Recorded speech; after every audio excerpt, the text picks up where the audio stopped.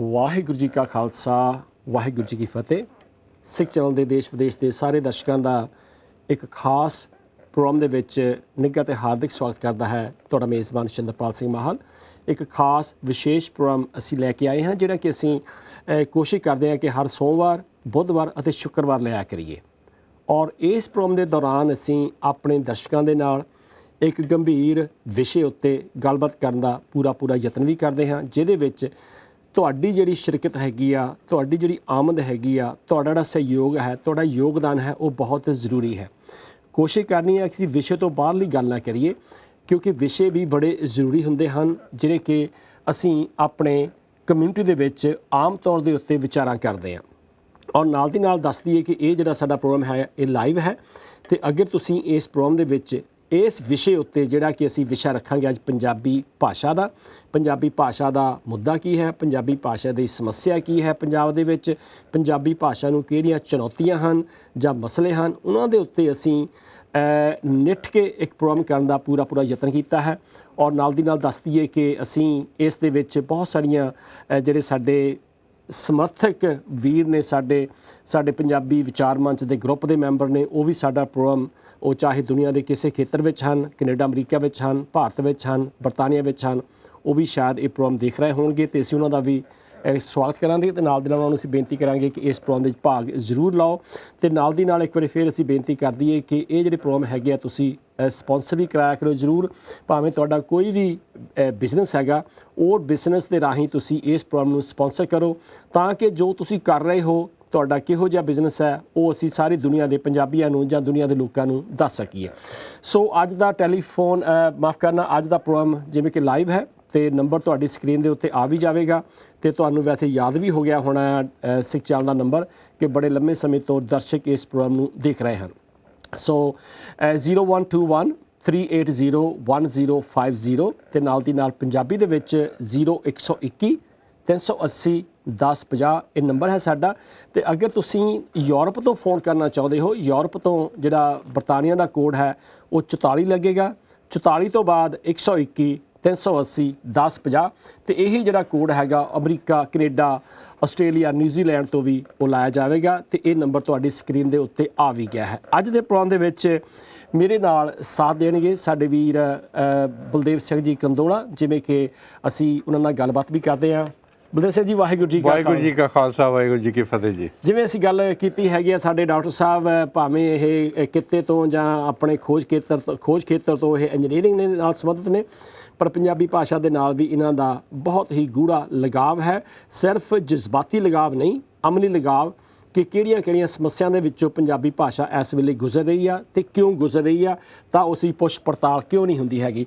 ਅਤੇ ਇਸ ਪ੍ਰੋਗਰਾਮ ਦੇ ਵਿੱਚ ਸਾਰੇ ਹੀ ਪੰਜਾਬੀ ਦਰਸ਼ਕਾਂ ਦਾ ਇੱਕ ਵਾਰ ਫਿਰ ਸਵਾਗਤ। ਬਲਦੇਵ ਜੀ, ਅਸੀਂ ਗੱਲ ਕਰਦੇ ਹਾਂ ਕਿ ਪੰਜਾਬੀ ਭਾਸ਼ਾ ਦੀ ਗੱਲ ਕਰਦੇ, ਸਾਡੀ ਮਾਤ ਬੋਲੀ ਹੈ ਕਿ ਅਸੀਂ ਰੋਜ਼ਾਨਾ ਇਸ ਬੋਲੀ ਦੇ ਵਿੱਚ ਆਪਣੇ ਦੋਸਤਾਂ ਮਿੱਤਰਾਂ ਨਾਲ ਗੱਲਾਂ ਕਰਦੇ ਹਾਂ, ਲਿਖਦੇ ਹਾਂ, ਪੜ੍ਹਦੇ ਹਾਂ। ਇਹਦੀ ਮਨੁੱਖ ਦੀ ਜ਼ਿੰਦਗੀ ਦੇ ਵਿੱਚ ਕੀ ਮਹੱਤਤਾ ਹੈਗੀ ਆ?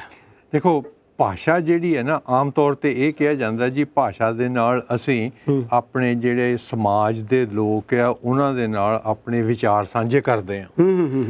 ਔਰ ਇਹ ਹਕੀਕਤ ਜਿਹੜੀ ਸਾਨੂੰ ਪੰਜਾਬੀਆਂ ਨੂੰ ਜਾਂ ਹੋਰਨਾਂ ਨੂੰ ਮਨਜ਼ੂਰ ਕਰਨੀ ਪਊਗੀ ਕਿ ਭਾਸ਼ਾ ਦਾ ਮਕਸਦ ਸਿਰਫ ਸੰਚਾਰ ਨਹੀਂ ਹੈਗਾ, ਉਹਨਾਂ ਦੇ ਨਾਲ ਦੂਸਰੇ ਲੋਕਾਂ ਦੇ ਨਾਲ ਵਿਚਾਰਾਂ ਦਾ ਆਦਾਨ ਪ੍ਰਦਾਨ ਨਹੀਂ ਹੈਗਾ।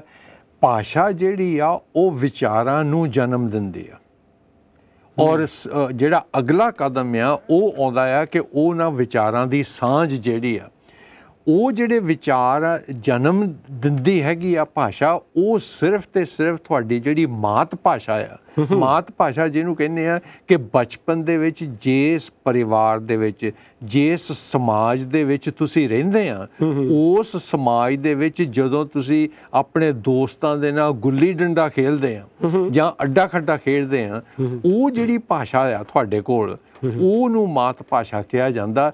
ਉਹਦੇ ਨਾਲ ਉਹ ਭਾਸ਼ਾ ਜਿਹੜੀ ਆ ਇਹ ਇੱਕ ਹਥਿਆਰਾਂ ਦੀ ਤਰ੍ਹਾਂ ਆ, ਉਹ ਤੁਹਾਨੂੰ ਉਸ ਬਚਪਨ ਦੇ ਵਿੱਚ ਇਸ ਤਰ੍ਹਾਂ ਦੇ ਹਥਿਆਰ ਦਿੰਦੀ ਆ ਕਿ ਤੁਸੀਂ ਤੁਹਾਡੀ ਜਿਹੜੀ ਸੋਚਣ ਸ਼ਕਤੀ ਹੈਗੀ ਆ, ਉਹ ਹਥਿਆਰ ਵਰਤ ਕੇ ਹੀ ਤੁਸੀਂ ਕਰਦੇ ਆ।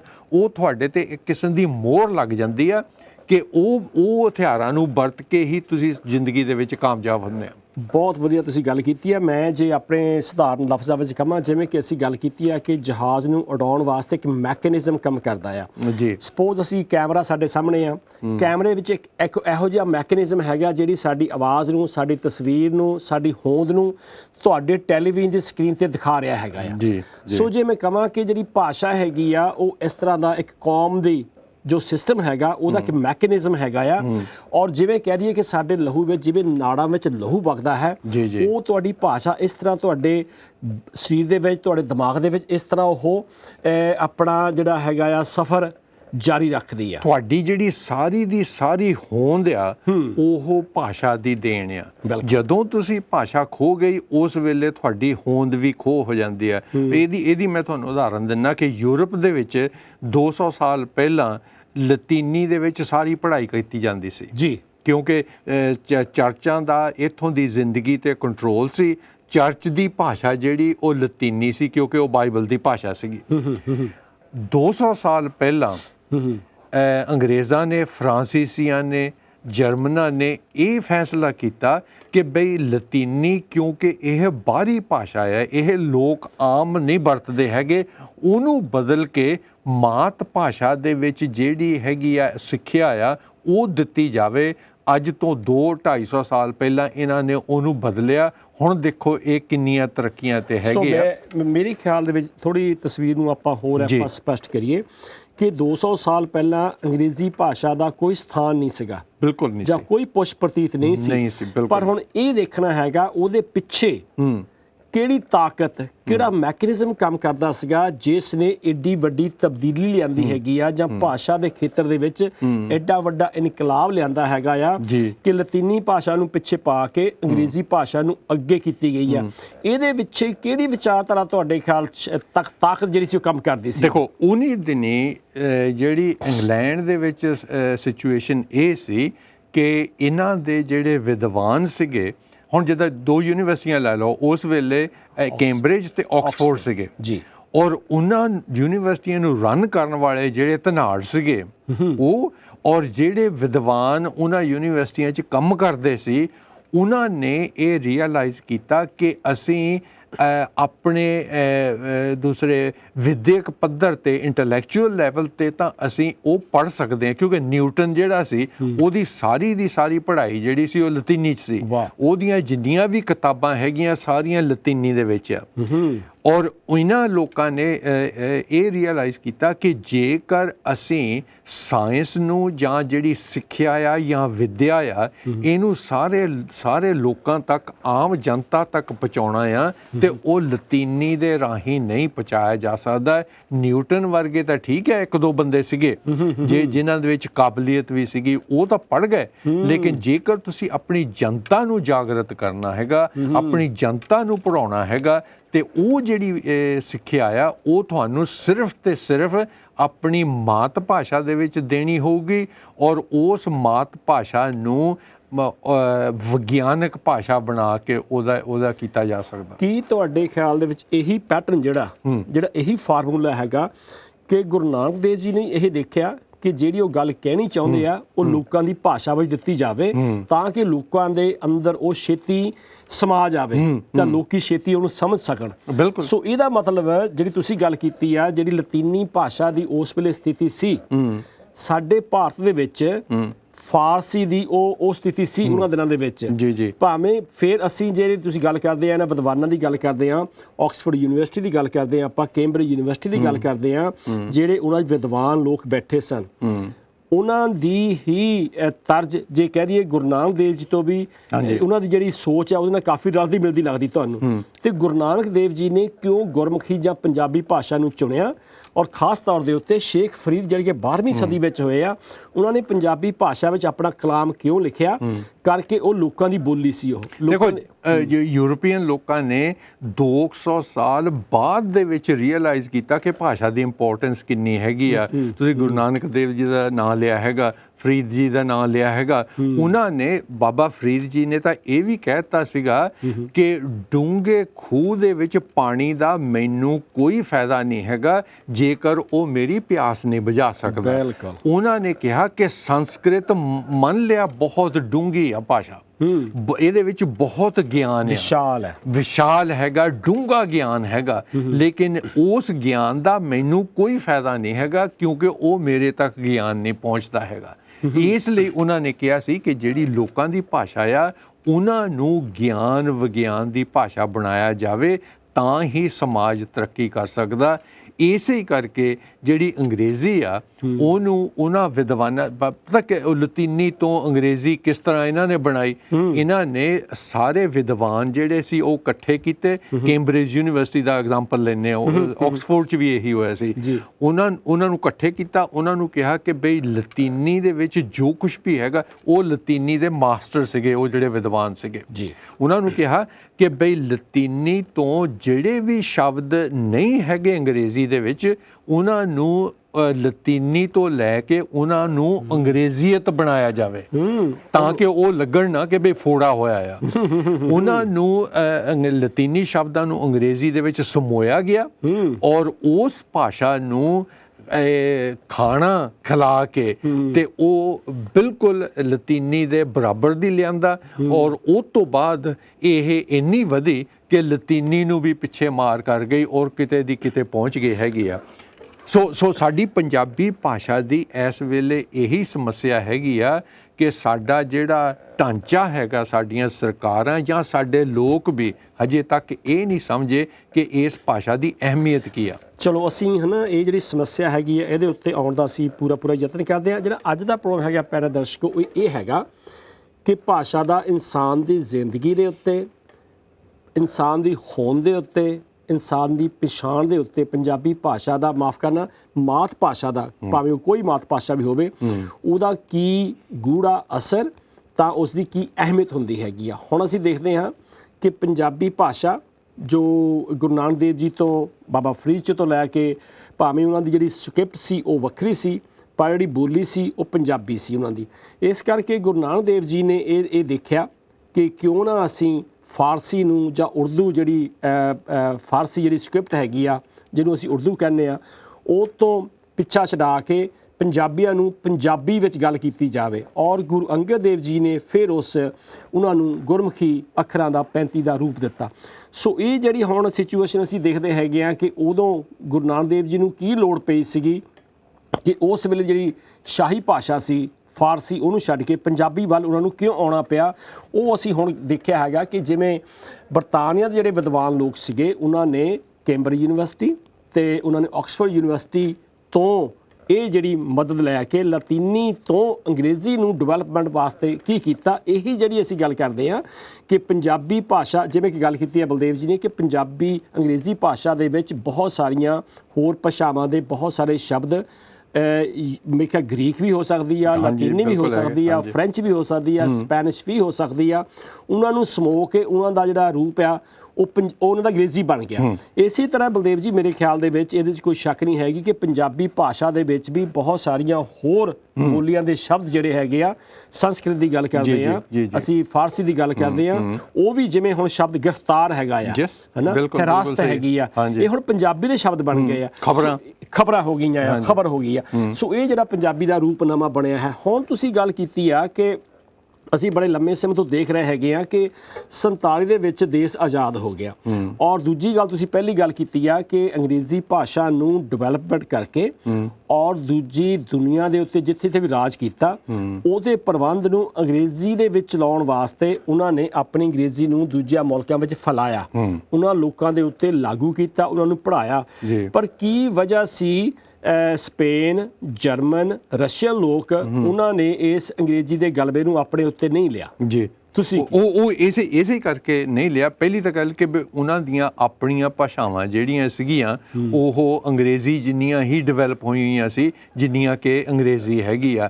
ਸੋ ਇਹਨਾਂ ਨੂੰ ਮੌਕਾ ਹੀ ਨਹੀਂ ਮਿਲਿਆ ਕਿ ਉਹਨਾਂ ਦੇ ਉੱਤੇ ਥੋਪ ਸਕਣ, ਕਿਉਂਕਿ ਭਾਰਤ ਦੇ ਵਿੱਚ ਕੀ ਸੀਗਾ, ਉੱਥੇ ਦੀ ਜਿਹੜੀ ਰਾਜਨੀਤਿਕ ਹਾਲਤ ਸੀਗੀ ਉਹ ਬੜੀ ਮਾੜੀ ਸੀਗੀ।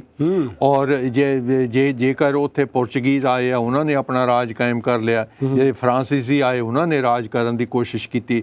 ਜਦੋਂ ਵੀ ਇੱਕ ਕੌਮ ਦੂਸਰੀ ਕੌਮ ਤੋਂ ਹਾਰਦੀ ਆ, ਉਹ ਜਿਹੜੀ ਜਿੱਤੀ ਹੋਈ ਕੌਮ ਆ ਸਭ ਤੋਂ ਪਹਿਲਾ ਕੰਮ ਉਹ ਇਹ ਕਰਦੀ ਆ ਕਿ ਇਹਨਾਂ ਦੀ ਜਿਹੜੀ ਸੋਚਣ ਸ਼ਕਤੀ ਆ, ਇਹਨਾਂ ਦੀ ਜਿਹੜੀ ਭਾਸ਼ਾ ਆ, ਇਹਨੂੰ ਲਤਾੜਿਆ ਜਾਵੇ ਔਰ ਇਹਨਾਂ ਨੂੰ ਇਹੀ ਕਿਹਾ ਜਾਵੇ ਕਿ ਜਿੰਨਾ ਚਿਰ ਤੁਸੀਂ, ਕਿਉਂਕਿ ਸਾਡੀ ਭਾਸ਼ਾ ਤੁਹਾਡੀ ਭਾਸ਼ਾ ਨਾਲੋਂ ਬਿਹਤਰ ਆ, ਕਿਉਂਕਿ ਸਾਡੀ ਸੱਭਿਅਤਾ ਤੁਹਾਡੀ ਸੱਭਿਅਤਾ ਨਾਲੋਂ ਬਿਹਤਰ ਆ, ਜਿੰਨਾ ਚਿਰ ਤੁਸੀਂ ਸਾਡੀ ਸੱਭਿਅਤਾ ਜਾਂ ਸਾਡੀ ਭਾਸ਼ਾ ਨਹੀਂ ਸਿੱਖਦੇ ਉਨਾ ਚਿਰ ਤੁਸੀਂ ਵਿਕਾਸ ਨਹੀਂ ਕਰ ਸਕਦੇ, ਤਰੱਕੀ ਨਹੀਂ ਕਰ ਸਕਦੇ, ਕਿਉਂਕਿ ਸਾਰਾ ਢਾਂਚਾ ਉਹਨਾਂ ਦੇ ਹੱਥ 'ਚ ਹੁੰਦਾ, ਕਿਉਂਕਿ ਉਹਨਾਂ ਨੇ ਲੜਾਈ ਜਿੱਤੀ ਹੈਗੀ ਆ। ਇਸ ਲਈ ਉਹ ਇਸ ਨੂੰ ਸਾਰਥਕ ਬਣਾਉਣ ਦੇ ਲਈ ਲੋਕਾਂ ਨੂੰ ਜਿਹੜੀਆਂ ਨੌਕਰੀਆਂ ਦੇਣੀਆਂ ਜਾਂ ਆਪਣੇ ਏਜੰਟ ਪੈਦਾ ਕਰਨੇ ਹੈਗੇ ਆ, ਉਸ ਭਾਸ਼ਾ ਨੂੰ ਸਥਾਪਿਤ ਕਰਨ ਦੇ ਲਈ ਉਹ ਪੈਸੇ ਵੀ ਉਹਨਾਂ ਨੂੰ ਦਿੰਦੇ ਹੈਗੇ, ਜੋ ਕਿ ਅੱਜ ਹਿੰਦੁਸਤਾਨ ਦੇ ਵਿੱਚ ਤੁਸੀਂ ਦੇਖਦੇ ਆ ਕਿ ਇੱਕ ਇਹੋ ਜਿਹੀ ਜਾਤ ਬਣਾਤੀ ਅੰਗਰੇਜ਼ਾਂ ਨੇ। ਜਾਤ ਮੈਂ ਉਹਨੂੰ ਕਹੂੰਗਾ ਕਿ ਜਿੱਦਾਂ ਬਾਹਮਣ ਹੋਏ ਜਾਂ ਖੱਤਰੀ ਹੋਏ ਜਾਂ ਇਹਨਾਂ ਨੇ ਰੀਅਲਾਈਜ਼ ਬਣਾਤੀ, ਹਾਂ ਉਹਨਾਂ ਦੇ ਇਸ ਵੇਲੇ ਉਹ ਜਾਤ ਆ ਜਿਹੜੀ ਕਿ ਅੰਗਰੇਜ਼ਾਂ ਨੇ ਤਿਆਰ ਕੀਤੀ ਸੀਗੀ, ਉਹਦਾ ਰਾਜ ਆ ਹਿੰਦੁਸਤਾਨ ਤੇ। ਉਹਨਾਂ ਦੀਆਂ ਅਖਬਾਰਾਂ ਵੀ ਅੰਗਰੇਜ਼ੀ 'ਚ ਆ, ਉਹ ਬੋਲਦੇ ਵੀ ਅੰਗਰੇਜ਼ੀ ਆ, ਉਹਨਾਂ ਦੇ TV ਚੈਨਲ ਵੀ ਅੰਗਰੇਜ਼ੀ ਦੇ ਹੈਗੇ ਆ। ਤੇ ਇਸ ਲਈ ਉਹ ਜਿਹੜਾ ਗਲਵਾ ਆ ਨਾ ਅੰਗਰੇਜ਼ੀ ਦਾ, ਉਹਨੂੰ ਕਿਸ ਤਰ੍ਹਾਂ ਤੁਸੀਂ ਹਟਾਉਣੇ ਆ ਆਪਣੇ ਉੱਪਰ। ਥੋੜ੍ਹੇ ਜਿਹੇ ਅਸੀਂ ਜਿਹੜਾ ਮੌਜੂਦਾ ਸਥਿਤੀ ਹੈਗੀ ਉਹਦੇ ਵੱਲ ਥੋੜ੍ਹਾ ਠਹਿਰ ਕੇ ਆਵਾਂਗੇ, ਕਿਉਂਕਿ ਮੈਂ ਦੇਖਦਾ ਹੈਗਾ ਕਿ ਬਹੁਤ ਸਾਰੇ ਸਾਡੇ ਜਿਹੜੇ ਪੰਜਾਬੀ ਭਾਵੇਂ ਉਹ ਸੁਹਿਰਦ ਹੈਗੇ ਆ, ਉਹਨਾਂ ਨੂੰ ਪੰਜਾਬੀ ਭਾਸ਼ਾ ਨਾਲ ਲਗਾਓ ਹੈਗਾ, ਪਰ ਉਹਨਾਂ ਨੂੰ ਜਿਹੜੀ ਅਸਲੀ ਸਮੱਸਿਆ ਉਹ ਨਹੀਂ ਸਮਝ ਲੱਗ ਰਹੀ ਹੈਗੀ, ਹੈ ਨਾ। ਜਿਵੇਂ ਤੁਸੀਂ ਮੈਂ ਇਹਨਾਂ ਕੌਮਾਂ ਦੀ ਗੱਲ ਕੀਤੀ ਹੈ, ਚੀਨੀ ਕੌਮ ਹੈਗੀ ਆ, ਚੀਨ ਨੇ ਜਿੰਨੀ ਹੁਣ ਤਰੱਕੀ ਕੀਤੀ ਹੈ ਕੰਪਿਊਟਰ ਦੇ ਵਿੱਚ, ਸਪੇਸ ਦੇ ਵਿੱਚ, ਇੰਡਸਟਰੀ ਦੇ ਵਿੱਚ, ਉਹਨਾਂ ਨੇ ਆਪਣੀ ਭਾਸ਼ਾ ਨਾਲ ਹੀ ਤਰੱਕੀ ਕੀਤੀ ਹੈਗੀ ਆ। ਔਰ ਇਹ ਵੀ ਮੈਂ ਸੁਣਿਆ ਹੈਗਾ ਕਿ ਰੂਸੀ ਕਹਾਵਤ ਹੈਗੀ ਆ ਕਿ ਕਿਸੇ ਨੂੰ ਬਦਦੁਆ ਦੇਣੀ ਹੋਵੇ ਤਾਂ ਉਹ ਕਹਿ ਦਿੰਦੇ ਆ ਜਾਂ ਤੈਨੂੰ ਤੇਰੀ ਮਾਂ ਬੋਲੀ ਭੁੱਲ ਜਾਵੇ।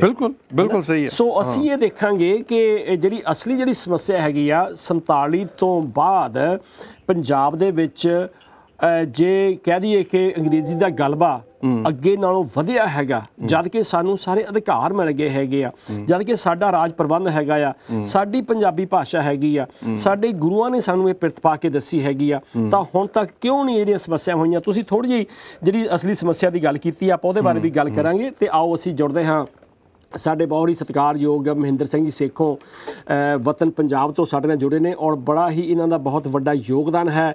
ਇਹਨਾਂ ਦਾ ਜੇ ਕਹਦੇ ਮਿੱਤਰ ਸੈਨ ਮੀਤ ਜੀ ਦਾ, ਹਰੀ ਚੰਦ ਜੀ ਅਰੋੜਾ ਜੀ ਦਾ, ਉਹਨਾਂ ਦਾ ਅਸੀਂ ਬਹੁਤ ਸਤਿਕਾਰ ਕਰਦੇ ਹਾਂ, ਧੰਨਵਾਦ ਕਰਦੇ ਹਾਂ, ਜਿਹੜੇ ਕਿ ਦਿਨ ਰਾਤ ਪੰਜਾਬੀ ਦੀ ਤਰੱਕੀ ਵਾਸਤੇ, ਪੰਜਾਬੀ ਦੇ ਬਚਾਅ ਵਾਸਤੇ, ਪੰਜਾਬੀ ਦੀ ਬਹਾਲੀ ਵਾਸਤੇ, ਪੰਜਾਬੀ ਦੇ ਪ੍ਰਸਾਰ ਪ੍ਰਚਾਰ ਵਾਸਤੇ ਅਣਥੱਕ ਯਤਨ ਕਰਦੇ ਨੇ। ਆਓ ਅਸੀਂ ਉਹਨਾਂ ਨੂੰ ਇਸ ਪ੍ਰਬੰਧ ਵਿੱਚ ਸ਼ਾਮਲ ਕਰਦੇ ਹੋਏ ਫਤਿਹ ਬੁਲਾਉਂਦੇ ਹਾਂ। ਮਹਿੰਦਰ ਸਿੰਘ ਸੇਖੋਂ ਜੀ, ਵਾਹਿਗੁਰੂ ਜੀ ਕਾ ਖਾਲਸਾ, ਵਾਹਿਗੁਰੂ ਜੀ ਕੀ ਫਤਿਹ। ਵਾਹਿਗੁਰੂ ਜੀ ਕਾ ਖਾਲਸਾ, ਵਾਹਿਗੁਰੂ ਜੀ ਕੀ ਫਤਿਹ ਜੀ। ਅੱਜ ਅਸੀਂ ਪੰਜਾਬੀ ਭਾਸ਼ਾ ਦੇ, ਜਿਵੇਂ ਕਿ ਅਸੀਂ ਆਪਣੇ ਢਾਣੀ ਵਿੱਚ ਗੱਲ ਕੀਤੀ ਸੀ, ਅਸੀਂ ਇਸ ਵਿਸ਼ੇ ਤੋਂ ਸ਼ੁਰੂ ਕਰਾਂਗੇ ਕਿ ਪੰਜਾਬੀ ਭਾਸ਼ਾ ਦੀ ਹੋਂਦ, ਪੰਜਾਬੀ ਭਾਸ਼ਾ ਦੀ ਸਥਿਤੀ ਇਸ ਵੇਲੇ ਕਿਹੜੀ ਹੈਗੀ ਆ। ਤੇ ਤੁਸੀਂ ਜਿਵੇਂ ਕਿ ਹੁਣੇ ਗੱਲ ਕੀਤੀ ਆ ਕਿ ਤੁਸੀਂ ਹੁਣੇ ਬੰਗਾਲ ਵੀ ਜਾ ਕੇ ਆਏ, ਕਰਨਾਟਕਾ ਵੀ ਜਾ ਕੇ ਆਏ ਆ, ਪੰਜਾਬ ਦੇ ਵਿੱਚ ਵੀ ਤੁਸੀਂ ਬੜਾ ਹੀ ਇੱਕ ਵਧੀਆ ਪ੍ਰਚਾਰ ਤੁਸੀਂ ਕਰ ਰਹੇ ਹੈਗੇ ਆ।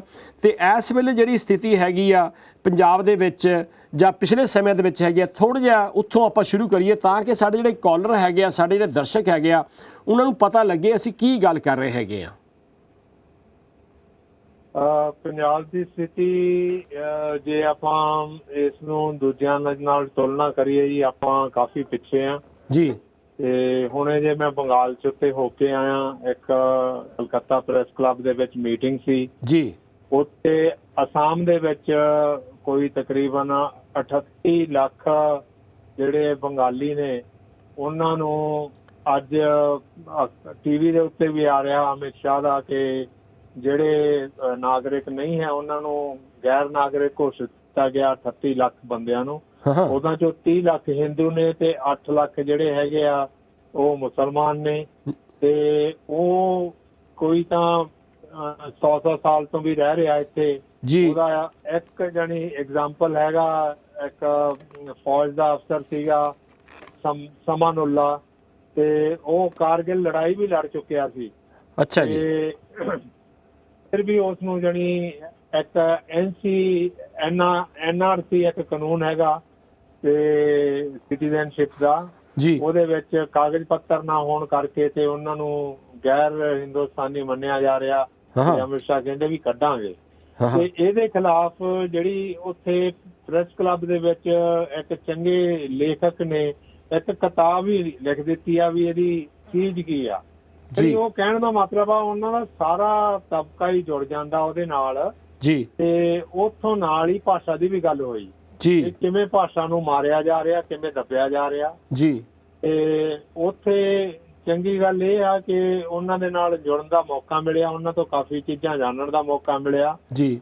ਤੇ ਉਹਨਾਂ ਨੇ ਫਿਰ ਮੈਨੂੰ ਦੂਸਰੇ ਦਿਨ ਜਿਹੜਾ ਹੈਗਾ ਉਹ ਇੱਕ ਆਪਣੇ ਕਿਸੇ ਪਿੰਡ ਦੇ ਵਿੱਚ ਲੈ ਗਏ, ਕਲਕੱਤੇ ਤੋਂ ਤਕਰੀਬਨ 60-70 ਕਿਲੋਮੀਟਰ ਦੂਰ ਸੀ ਜੀ। ਤੇ ਉੱਥੇ ਕਿਸੇ ਦੇ ਘਰ ਵਿੱਚ ਕੋਈ 22-24 ਸਾਲ ਵਾਲੇ ਬੱਚੇ ਜਿਹੜੇ ਹੈਗੇ ਆ ਜਾਨੀ ਅਰਲੀ 20s ਵਾਲੇ, ਤੇ ਉਹ ਇਕੱਠੇ ਕੀਤੇ ਹੋਏ ਸੀ ਤੇ ਉਹਨਾਂ ਨੂੰ ਜਾਤ ਕੀ ਹੁੰਦੀ ਆ, ਜਾਤੀ ਜਿਹਨੂੰ ਕਹਿੰਦੇ ਆ ਹੈ ਨਾ, ਤੇ ਉਸ ਤੋਂ ਬਾਅਦ ਭਾਸ਼ਾ ਕੀ ਹੁੰਦੀ ਆ ਤੇ ਮਾਤ ਭਾਸ਼ਾ ਕੀ ਹੁੰਦੀ ਆ, ਇਸ ਤੋਂ ਲੈ ਕੇ ਵੀਡੀਓ ਰਾਹੀਂ ਉਹਨਾਂ ਨੂੰ ਪਹਿਲਾਂ ਲੈਕਚਰ ਦਿੱਤਾ ਗਿਆ। ਇਹ ਬੇਸ ਤਿਆਰ ਕੀਤਾ ਗਿਆ ਉਹਨਾਂ ਨੂੰ ਆਪਣੀ ਭਾਸ਼ਾ ਬਾਰੇ, ਪਿਆਰ ਦਾ, ਜਜ਼ਬੇ ਦਾ ਤੇ ਸਾਰੀ ਚੀਜ਼ ਦਾ। ਤੇ ਉਦੋਂ ਅੱਗੇ ਉਹਨਾਂ ਨੂੰ ਕਾਨੂੰਨ ਦੱਸਿਆ ਜਾਣਾ। ਮੇਰੇ ਕਹਿਣ ਦਾ ਭਾਵ ਸੀਗਾ ਵੀ ਉਹ ਤਾਂ ਪਿੰਡਾਂ ਦੇ ਵਿੱਚ ਜਾ ਕੇ ਇਸ ਤਰ੍ਹਾਂ ਦੇ ਜਾਨੀ ਵਰਕਸ਼ਾਪ ਲਾ ਰਹੇ ਆ ਜੀ। ਤੇ ਇਹੋ ਜਿਹੀ ਗੱਲ ਜੇ ਆਪਾਂ ਸੋਚੀਏ ਆਪਣੇ ਪੰਜਾਬ ਦੇ ਵਿੱਚ ਇਹ ਹੈਗਾ, ਜੇ ਕਿਤੇ ਬੈਂਕ ਦੇ ਵਿੱਚ ਉਹਨਾਂ ਨੂੰ ਕਹੀਦਾ ਵੀ ਸਾਨੂੰ ਭਾਈ ਪੰਜਾਬੀ ਵਾਲਾ ਫਾਰਮ ਦੇ ਦੇ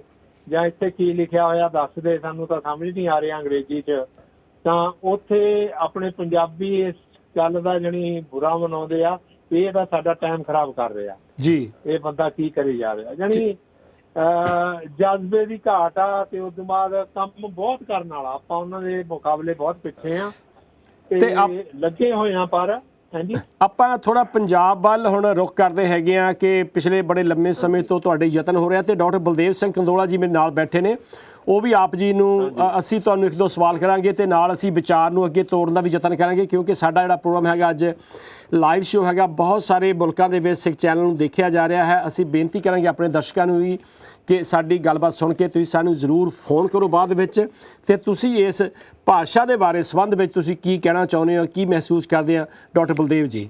ਸੇਖੋ ਸਾਹਿਬ ਜੀ, ਤੁਹਾਡਾ ਬਹੁਤ-ਬਹੁਤ ਸਵਾਗਤ ਹੈ ਇਸ ਪ੍ਰੋਗਰਾਮ ਦੇ ਵਿੱਚ। ਦੇਖੋ ਤੁਸੀਂ ਬੰਗਾਲ 'ਚ ਵੀ ਗਏ, ਤੁਸੀਂ ਪਿਛਲੇ ਮਹੀਨੇ ਮਦਰਾਸ 'ਚ ਵੀ ਜਾ ਕੇ ਆਏ ਹੈਗੇ ਆ, ਤਾਮਿਲਨਾਡੂ 'ਚ, ਮਦਰਾਸ ਦੇ ਵਿੱਚ ਨਹੀਂ, ਕਿ ਵਾਪਸ ਆਪਾਂ ਜੇ ਪੰਜਾਬ ਨੂੰ ਆਈਏ, ਪੰਜਾਬੀ ਭਾਸ਼ਾ ਨੂੰ ਆਈਏ, ਤੇ ਉਹਨਾਂ ਦੇ ਸੰਦਰਭ ਦੇ ਵਿੱਚ ਤੁਸੀਂ ਪੰਜਾਬ ਦੇ ਵਿੱਚ ਪੰਜਾਬੀ ਭਾਸ਼ਾ ਨੂੰ ਜਿਹੜੀਆਂ ਚੁਣੌਤੀਆਂ ਹੈਗੀਆਂ, ਇਸ ਵੇਲੇ ਸਮੱਸਿਆਵਾਂ ਹੈਗੀਆਂ, ਉਹ ਕਿਹੜੀਆਂ ਆ ਜਿਹੜੀਆਂ ਕਿ ਇਸ ਨੂੰ ਇਸ ਵੇਲੇ ਸਾਹਮਣਾ ਕਰਨਾ ਪੈ ਰਿਹਾ ਹੈਗਾ? ਇਹਦੇ 'ਚ ਮੈਂ ਦੋ ਚੀਜ਼ਾਂ ਦੇਖੂੰਗਾ ਜੀ। ਇੱਕ ਤਾਂ ਸਰਕਾਰ ਕੰਨੀਓ, ਹੁਣ ਕੱਲ ਦੀ ਹੋਈ ਗੱਲ ਆ ਜਿਹੜੀ ਹੈਗੀ ਆ ਕਿ ਪਰਸੋਂ ਦੀ ਗੱਲ ਆ ਜੀ, ਉੱਥੇ ਸੁਪਰੀਮ ਕੋਰਟ ਨੇ ਦਿੱਤਾ ਸੀਗਾ ਵੀ 6 ਭਾਸ਼ਾਵਾਂ ਨੇ ਜਿਨ੍ਹਾਂ ਨੂੰ ਕਿ ਸੁਪਰੀਮ ਕੋਰਟ ਦੇ ਜਿਹੜੇ ਫੈਸਲੇ ਹੋਣਗੇ ਉਹਨਾਂ ਨੂੰ ਉਹਨਾਂ ਭਾਸ਼ਾਵਾਂ ਦੇ ਵਿੱਚ ਅਨੁਵਾਦ ਕੀਤਾ ਜਾਊਗਾ ਜੀ। ਤੇ ਤਾਮਿਲਨਾਡੂ ਦਾ ਨਾਂ ਹੈ ਨਹੀਂ ਸੀ। ਤਾਮਿਲਨਾਡੂ ਦੇ MP ਸਟੈਲਿਨ ਨੇ ਇਮੀਡੀਏਟਲੀ ਜਾ ਕੇ ਜਾਣੀ ਕਿਹਾ ਕਿ ਸਾਡਾ ਨਾਂ ਕਿਉਂ ਨਹੀਂ ਸ਼ਾਮਲ, ਸਾਡਾ ਨਾਂ ਸ਼ਾਮਲ ਹੋਣਾ ਚਾਹੀਦਾ। ਅੱਛਾ ਜੀ। ਉਹਨਾਂ ਦਾ ਨਾਂ ਦੂਜੇ ਦਿਨ ਹੀ ਸ਼ਾਮਲ ਹੋ ਗਿਆ। ਆਪਣੇ ਪੰਜਾਬ ਤੋਂ ਕਿਸੇ ਵੀ MP ਨੇ, ਕਿਸੇ ਨੇ ਇਹਦੀ ਗੱਲ ਹੀ ਨਹੀਂ ਕੀਤੀ ਪਾਰਲੀਮੈਂਟ ਦੇ ਵਿੱਚ। ਤੇ ਉੱਥੇ ਕੀ ਹੋਇਆ ਹੈਗਾ ਆ ਕਿ ਹੁਣ ਜਾਣੀ ਇਸ ਦਾ ਬਹੁਤ ਹੀ ਚੰਗਾ ਅਸਰ ਹੋਇਆ ਤੇ ਹੁਣ ਸੁਪਰੀਮ ਕੋਰਟ ਨੇ ਇਹ ਕਹਿਤਾ ਕਿ ਜਿੰਨੀਆਂ ਵੀ ਭਾਸ਼ਾਵਾਂ ਨੇ, ਰੀਜਨਲ ਭਾਸ਼ਾਵਾਂ ਨੇ, ਸਾਰੀਆਂ ਦੇ ਵਿੱਚ ਹੀ ਅਨੁਵਾਦ ਹੋਇਆ ਕਰੂਗਾ। ਵਾਹ। ਜਾਣੀ ਬੈਠੇ ਬਿਠਾਏ ਪੱਕੇ ਪਕਾਈ ਰੋਟੀ ਮਿਲੀ ਜਾ ਰਹੀ ਆ, ਕਰਦਾ ਕੋਈ ਕੁਛ ਨਹੀਂ ਹੈ। ਹਾਂਜੀ। ਤੇ ਇਹ ਜਾਣੀ ਚੀਜ਼ਾਂ ਨੇਗੀਆਂ ਆਪਣੇ ਕੰਨੀਓ ਕਿਸੇ ਨੂੰ ਕੁਛ ਜਾਂ ਤਾਂ ਸਮਝ ਹੀ ਨਹੀਂ ਆ ਰਹੀ। ਇਹ ਤਾਂ ਹੋ ਗਿਆ ਸੇਖੋ ਸਾਹਿਬ, ਇਹ ਤਾਂ ਹੋ ਗਿਆ ਸਰਕਾਰੀ ਪੱਖ। ਦੂਜਾ ਤੁਸੀਂ ਪੁਆਇੰਟ ਕਿਹੜਾ ਰੇਜ਼ ਕਰਨਾ ਚਾਹੁੰਦੇ ਆ, ਸਾਡੇ ਨਾਲ ਸਾਂਝਾ ਕਰਨਾ ਚਾਹੁੰਦੇ ਸੀ?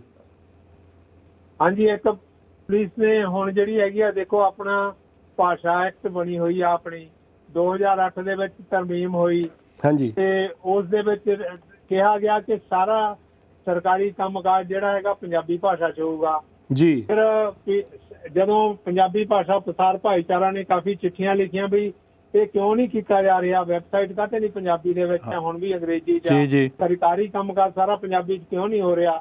ਫਿਰ 5 ਸਤੰਬਰ 2018 ਨੂੰ ਸਰਕਾਰ ਵੱਲੋਂ ਇੱਕ ਚਿੱਠੀ ਗਈ ਆਈ ਸੀਗੀ ਜੀ ਸਾਰੇ ਆਪਣੇ ਜਿੰਨੇ ਵੀ ਵਿਭਾਗ ਨੇ ਇਹਨਾਂ ਦੇ, ਤੇ ਹੁਣ ਅੱਜ ਨਵੀਂ ਕੱਲ ਮੈਂ ਇੱਕ ਚਿੱਠੀ ਪੜ੍ਹੀ ਆ ਜਿਹੜੀ ਕਿ DIG ਨੇ ਆਪਣੇ ਸਾਰੇ ਜਿੰਨੇ ਵੀ ਪੁਲਿਸ ਦੇ ਸਾਰੇ ਪੰਜਾਬ ਦੇ ਵਿੱਚ ਉਹਨੇ ਸਹਾਇਤਾ ਕੀਤੀ ਆ, ਜਿੱਥੇ ਕਿ ਉਹਨੇ ਕਿਹਾ ਵੀ ਕਿਵੇਂ ਜਿਹੜੇ ਲੋਕਾਂ ਤੇ ਚਲਾਨ ਨਹੀਂ ਕੱਟਣੇ ਜਾਂ ਹੋਰ ਨਹੀਂ ਕੱਟਣਾ। ਤੇ ਜੇ ਉਹੀ ਵਾਰਸ ਨਹੀਂ ਹੈ ਅੰਗਰੇਜ਼ੀ ਵਾਲੀ ਤਾਂ ਫਿਰ ਇੱਕ ਉਹਨਾਂ ਨੇ ਆਡੀਓ ਜਾਰੀ ਕੀਤਾ ਜਿਹੜਾ ਕਿ ਹਿੰਦੀ ਦੇ ਵਿੱਚ ਆ, ਤੇ ਜਿਹੜਾ ਬੰਦਾ ਜੋ ਹਿੰਦੀ ਬੋਲੀ ਜਾ ਰਹੀ ਆ ਉਹ ਚਲਾਨ ਨਹੀਂ ਕੱਟਣਾ ਹੈ ਐਂ ਜੇ ਕਰਕੇ, ਜਾਣੀ ਉਹ ਹਿੰਦੀ ਵੀ ਸਹੀ ਨਹੀਂ ਬੋਲ ਰਿਹਾ, ਇਹਦਾ ਮਤਲਬ ਪੰਜਾਬੀ ਵਧੀਆ ਬੋਲ ਸਕਦਾ, ਹਿੰਦੀ ਚ ਬੋਲਣਾ ਇਹਨੂੰ ਤਰਜੀਹ ਦਿੱਤੀ ਹੈ। ਸੇਖੋ ਸਾਹਿਬ, ਇਹ ਜਿਹੜੀਆਂ ਹੈਗੀਆਂ ਮੌਜੂਦਾ ਗਤੀਵਿਧੀਆਂ ਅਸੀਂ ਅਗਲੇ ਹਫ਼ਤੇ ਇਹ ਜਿਹੜਾ ਪ੍ਰੋਗਰਾਮ ਹੋ ਗਿਆ ਉਹਦੇ ਵਿੱਚ ਇਹਨਾਂ ਨੂੰ ਅਸੀਂ ਸਾਂਝਾ ਕਰਾਂਗੇ, ਉਹ ਚਿੱਠੀਆਂ ਵੀ ਦਿਖਾਵਾਂਗੇ, ਆਡੀਓ ਵੀ ਸੁਣਾਵਾਂਗੇ। ਪਰ ਤੁਸੀਂ ਥੋੜ੍ਹਾ ਜਿਹਾ ਜੇ ਹੁਣ ਆਪਾਂ ਗੱਲ ਕਰੀਏ ਪੰਜਾਬੀ ਦੇ ਪਿਛੋਕੜ ਬਾਰੇ ਕਿ 1967 ਦੇ ਵਿੱਚ ਜੋ ਲਛਮਣ ਸਿੰਘ ਗਿੱਲ ਸਰਕਾਰ ਨੇ ਇਹ ਕਾਨੂੰਨ ਪਾਸ ਕੀਤਾ ਸੀ ਕਿ ਰਾਜ ਭਾਗ ਦਾ ਸਾਰਾ ਜਿਹੜਾ ਪ੍ਰਬੰਧ ਹੈਗਾ ਜਾਂ ਸਾਰਾ ਕਾਰਜ ਹੈਗਾ ਉਹ ਪੰਜਾਬੀ ਭਾਸ਼ਾ ਵਿੱਚ ਕੀਤਾ ਜਾਊਗਾ। ਤੁਸੀਂ ਥੋੜ੍ਹਾ ਜਿਹਾ 47 ਤੋਂ ਲੈ ਕੇ ਜਾਂ 68 ਤੱਕ ਜਾਂ 2000 ਤੱਕ ਇਸ ਸਫ਼ਰ ਦੇ ਦੌਰਾਨ ਪੰਜਾਬੀਆਂ ਦੇ ਯੋਗਦਾਨ ਬਾਰੇ, ਪੰਜਾਬੀਆਂ ਦੀਆਂ ਰੁਚੀਆਂ ਬਾਰੇ, ਪੰਜਾਬੀਆਂ ਦੇ ਉਦਮਾਂ ਬਾਰੇ ਕੀ ਕਹਿਣਾ ਚਾਹੁੰਦੇ ਆਪਣੇ ਵੱਲੋਂ? ਇਹ ਯੋਗਦਾਨ ਹੋਇਆ ਜੀ, ਪਰ ਉਸ ਤਰ੍ਹਾਂ ਨਹੀਂ ਹੋਇਆ ਜਿਵੇਂ ਹੋਣਾ ਚਾਹੀਦਾ ਸੀ। ਪੰਜਾਬੀ ਯੂਨੀਵਰਸਿਟੀ ਨੇ ਜਿਹੜੀ ਜ਼ਿੰਮੇਵਾਰੀ ਸੀ ਉਹ ਬਿਲਕੁਲ ਨਹੀਂ ਨਿਭਾਈ।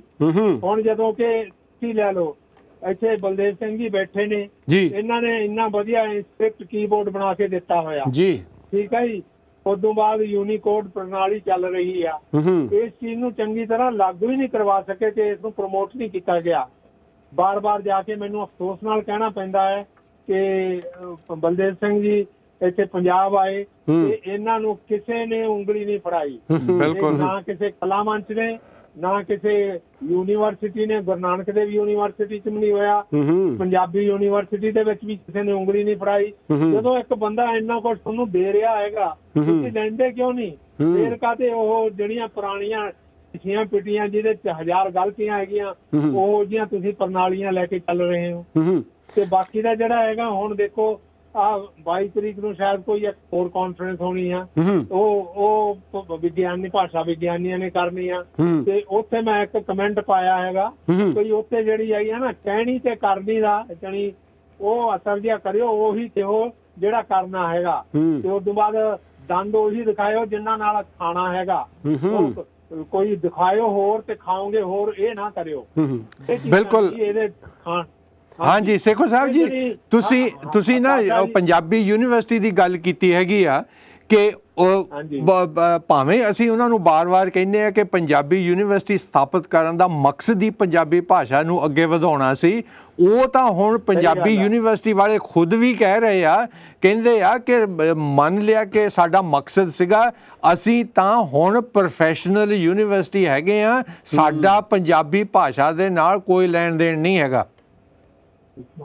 ਬਸ ਲੈ ਲਓ ਫਿਰ। ਚਲੋ ਆਪਾਂ ਇਹੀ ਦੇਖਦੇ ਹਾਂ ਕਾਲੋ ਸੇਖੋ ਸਾਹਿਬ ਕਿ ਇਹ ਜਿਹੜੀ ਤਰਾਸਦੀ ਹੈਗੀ ਪੰਜਾਬੀ ਦੀ, ਅਸੀਂ ਕੋਸ਼ਿਸ਼ ਕਰਾਂਗੇ ਸਿੱਖ ਚੈਨਲ ਦੇ ਵੱਲੋਂ ਕਿ ਦੁਨੀਆ ਭਰ ਦੇ ਪੰਜਾਬੀ ਦਰਸ਼ਕਾਂ ਨੂੰ, ਪੰਜਾਬੀ ਭਾਸ਼ਾ ਦੇ ਹਿਤੈਸ਼ੀਆਂ ਨੂੰ ਇੱਕ ਪਲੇਟਫਾਰਮ ਤੇ ਇਕੱਠਾ ਕਰਨ ਦਾ ਆਪਾਂ ਯਤਨ ਕਰਾਂਗੇ, ਜਿਹਦੇ ਵਿੱਚ ਅਸੀਂ ਮਿੱਤਰ ਸੈਨ ਮੀਤ ਜੀ, ਹਰੀਚੰਦ ਜੀ ਅਰੋੜਾ, ਧਰੇਨਵਰ ਰਾਓ ਜੀ, ਹੋਰ ਤੁਹਾਡੇ ਵਰਗੇ ਜਿਹਨੇ ਸੁਹਿਰਦ ਪੰਜਾਬੀ ਡਾਕਟਰ ਜੋਗਾ ਸਿੰਘ ਹੈਗੇ ਆ ਪੰਜਾਬੀ ਯੂਨੀਵਰਸਿਟੀ ਵਿੱਚ, ਡਾਕਟਰ ਅਰਵਿੰਦ ਜੀ ਹੈਗੇ ਆ, ਉਹਨਾਂ ਨੂੰ ਸ਼ਾਮਲ ਕਰਕੇ ਇਸ ਅਸੀਂ ਵਿਚਾਰ ਨੂੰ ਅੱਗੇ ਤੋੜਨ ਦਾ ਯਤਨ ਕਰਾਂਗੇ। ਅੱਜ ਦੇ ਸਮੇਂ ਵਾਸਤੇ ਤੁਹਾਡਾ ਇੱਥੇ ਧੰਨਵਾਦ ਕਰਦੇ ਹਾਂ ਜੀ। ਮੈਂ ਜਾਂਦੇ ਜੀ ਕਹਿ ਜਾਂ ਜੀ ਕਿ ਇੱਕ ਸਮਾਂ ਸੀਗਾ ਜਦੋਂ ਕਿ ਮੁੱਠੀ ਭਰ ਸਿੱਖ ਬਚੇ ਹੋਏ ਸੀ ਤੇ ਕਹਿੰਦੇ ਸੀ ਬਈ ਪੱਤਾ ਪੱਤਾ ਸਿੰਘਾਂ ਦਾ ਵੈਰੀ, ਪਰ ਉਸ ਤੋਂ ਆਪਾਂ ਉੱਭਰ ਕੇ ਇੱਕ ਰਾਜ ਸਥਾਪਿਤ ਕੀਤਾ। ਅੱਜ ਮੈਂ ਤੁਹਾਨੂੰ ਯਕੀਨ ਨਾਲ ਕਹਿ ਸਕਦਾ ਆਪਣੇ ਚ ਚਾਹੇ ਅਸੀਂ ਮੁੱਠੀ ਭਾਰੀ ਹੋਈਏ ਪਰ ਜਜ਼ਬਾ ਇੰਨਾ ਹੈਗਾ, ਪੱਤਾ ਪੱਤਾ ਬੋਲੀ ਦਾ ਵੈਰੀ ਹੈਗਾ, ਪਰ ਅਸੀਂ ਇਹਦੇ ਚੋਂ ਉੱਭਰਾਂਗੇ, ਇਸ ਪੰਜਾਬੀ ਮਾਂ ਬੋਲੀ ਨੂੰ ਜਿੰਦਾਬਾਦ ਕਹਿੰਦੇ ਆ ਤੇ ਜਿੰਦਾਬਾਦ ਕਰਕੇ ਦਿਖਾਵਾਂਗੇ। ਠੀਕ ਹੈ ਜੀ, ਬਹੁਤ ਬਹੁਤ ਧੰਨਵਾਦ, ਵਧੀਆ ਜੀ। ਬਹੁਤ ਪਿਆਰ ਭਰੀ ਸਤਿ ਸ੍ਰੀ ਅਕਾਲ ਜੀ। ਇਹ ਸਨ ਸਾਡੇ ਵੀਰ ਮਹਿੰਦਰ ਸਿੰਘ ਜੀ ਸੇਖੋਂ, ਜਿਹੜੇ ਕਿ ਵਤਨ ਪੰਜਾਬ ਤੋਂ ਸਾਡੇ ਨਾਲ ਗੱਲ ਕਰ ਰਹੇ ਸੀ। ਅੱਜ ਦਾ ਜਿਹੜਾ ਇਹ ਵਿਸ਼ਾ ਹੈਗਾ, ਅਸੀਂ ਇਹ ਦੇਖਣਾ ਹੈਗਾ ਕਿਹੜੀਆਂ ਪ੍ਰਸਥਿਤੀਆਂ ਕਿਹੜੀਆਂ ਹੈਗੀਆਂ, ਭਾਸ਼ਾ ਦਾ, ਮਾਤ ਭਾਸ਼ਾ ਦਾ ਮਹੱਤਵ ਕੀ ਹੈਗਾ ਆ। ਸਾਡੇ ਨਾਲ ਜੁੜ ਚੁੱਕੇ ਨੇ ਸਾਡੇ ਬਹੁਤ ਹੀ ਸਤਿਕਾਰਯੋਗ ਬਲਿਹਾਰ ਸਿੰਘ ਜੀ ਰੰਧਾਵਾ, ਤੇ ਜਿਹੜੇ ਕਿ ਪੰਜਾਬੀ ਦੇ ਵਿੱਚ ਬੜੇ ਲੰਮੇ ਸਮੇਂ ਤੋਂ ਕੰਮ ਕਰ ਰਹੇ ਆ ਜਾਂ ਪੰਜਾਬੀ ਦੀ ਸੇਵਾ ਵੀ ਕਰ ਰਹੇ ਆ। ਤੇ ਆਓ ਅਸੀਂ ਉਹਨਾਂ ਦਾ ਸਵਾਗਤ ਕਰਦੇ ਹਾਂ ਤੇ ਉਹਨਾਂ ਨੂੰ ਫਤਿਹ ਬੁਲਾਉਂਦੇ ਹਾਂ ਜੀ। ਵਾਹਿਗੁਰੂ ਜੀ ਕਾ ਖਾਲਸਾ, ਵਾਹਿਗੁਰੂ ਜੀ ਕੀ ਫਤਿਹ।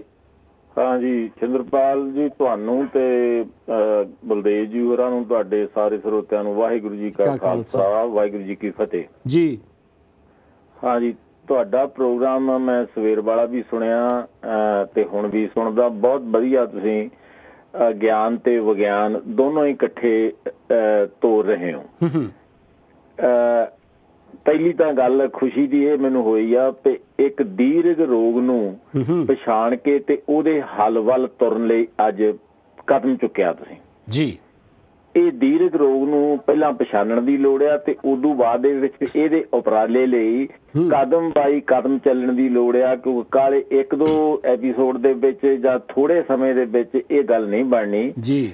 ਜੀ ਸਿੰਦਰਪਾਲ ਜੀ, ਤੁਸੀਂ ਜਾਣਦੇ ਹੋ ਕਿ ਜਦੋਂ ਗੁਰੂ ਨਾਨਕ ਸਾਹਿਬ ਤੇ ਬਾਬਾ ਫਰੀਦ ਜੀ ਦੀ ਗੱਲ ਕੀਤੀ ਆ, ਉਦੋਂ ਪੰਜਾਬੀ ਦੇ ਬਾਰੇ ਇਹ ਧਾਰਨਾ ਬਣ ਚੁੱਕੀ ਸੀ, ਇਹ ਗਵਾਰਾਂ ਦੀ ਬੋਲੀ ਆ। ਸਤਿਗੁਰੂ ਨਾਨਕ ਦੇਵ ਸੱਚੇ ਪਾਤਸ਼ਾਹ ਜੀ ਜਿਹੜੇ ਸਾਰੀਆਂ ਭਾਸ਼ਾਵਾਂ ਦੇ ਉਹ ਵਿਦਵਾਨ ਸੀ, ਸੰਸਕ੍ਰਿਤ ਵੀ ਜਾਣਦੇ ਸੀ, ਉਹ ਫਾਰਸੀ ਵੀ ਜਾਣਦੇ ਸੀ ਜੀ। ਪਰ ਉਹਨਾਂ ਨੇ ਆਪਣੇ ਲੋਕਾਂ ਦੀ ਬੋਲੀ ਦੇ ਵਿੱਚ ਉਹ ਰੱਬੀ ਬਾਣੀ ਜਿਹੜੀ ਸੀ ਉਹਨੂੰ ਗੁਰਮੁਖੀ ਦੀ ਲਿਪੀ ਬਣਾ ਕੇ ਇਹ ਭਰਮ ਤੋੜਿਆ ਕਿ ਇਹ ਗਵਾਰਾਂ ਦੀ ਬੋਲੀ ਨਹੀਂ, ਇਹ ਗੁਰੂ ਨਾਨਕ ਬਾਬਾ ਫਰੀਦ ਜੀ ਦੀ ਬੋਲੀ ਹੈ। ਗਵਾਰਾਂ ਦੀ ਕਿਵੇਂ ਹੋ ਸਕਦੀ ਹੈ? ਪਰ ਅੱਜ ਹੁਣ ਮੈਂ ਅੱਜ ਦੀ ਗੱਲ ਕਰਦਾ, ਛੇਤੀ ਲਿਆਉਣਾ ਤੇ ਅੱਜ ਹੁਣ ਪੰਜਾਬੀ ਦੇ ਬਾਰੇ ਚ ਧਾਰਨਾ ਫੇਰ ਕੀ ਬਣ ਚੁੱਕੀ ਆ। ਤੁਸੀਂ ਜਾਣਦੇ ਹੋ ਇੱਕ ਹਿੰਦੀ ਦੀ ਲੇਖਕਾ ਨੇ, ਦਿੱਲੀ ਦੀ ਆ, ਉਹਨੇ ਕਿਤਾਬ ਲਿਖੀ ਸੀ ਮਿੱਤਰੋ ਮਰ ਜਾਣੀ ਪੰਜਾਬੀ ਵਿੱਚ। ਉਹ ਹਿੰਦੀ ਦੀ ਬੜੀ ਪ੍ਰਸਿੱਧ ਲੇਖਕਾ ਆ ਤੇ ਉਹ ਜਦੋਂ ਹਿੰਦੀ ਵਾਲਿਆਂ ਨੇ ਉਹਨੂੰ ਬਹੁਤ ਪੜ੍ਹਿਆ ਤੇ ਆਲੋਚਕਾਂ ਨੂੰ ਪੁੱਛਿਆ ਵੀ ਤੁਸੀਂ ਇਹ ਨਹੀਂ ਕਿਉਂ ਪੜ੍ਹੀ ਆ। ਉਹ ਕਹਿੰਦੇ ਅਸੀਂ ਤਾਂ ਪੜ੍ਹੀ ਆ ਇਹ ਤੇ ਦੇਖੀਏ ਪੰਜਾਬੀ ਦੇ ਵਿੱਚ ਗਾਲਾਂ ਇੰਨੀਆਂ ਗਾਲਾਂ ਪੰਜਾਬੀ ਚ ਕੱਢੀਆਂ ਜਾ ਸਕਦੀਆਂ, ਉਹਨਾਂ ਦੀ ਆਲੋਚਨਾ ਸੀ ਉਹਦੇ ਉੱਤੇ